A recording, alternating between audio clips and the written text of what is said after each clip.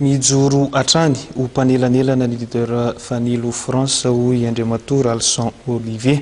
Raha ny fanazavana dia nandray anjara feno tao anatin'ny filan-kevitra nasionaly tsy ara-potoana.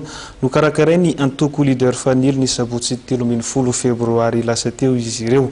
Tsy manadinany koa anefa ny mian'ny feonivony comité d'orientation. Raha misy fifanjevona amin'ny leader dia zay Leader France miezaka foana ny andravina. Zay no zavatra nataonay ary efa nisy namanay tonga teto nanao zany ezaka sy asa izany. Matoa misy zavatra ohatran'izao zany dia misy ny andano misy ny ankilany. Tsy andano zay fa io zany ny leader misy amin'izao fotoan'izao dia miresaka amin'izay. Misy koa zany ny ankilany dia mihaino koa zay. Ary efa nanao zany ny namanay teo aloha ary mbola hanao izahay. Fa izao zava-misy ka taonary dia enonay koa ny ankilany mitady vaolana zay hatrany ampiravina zany disadisy zany.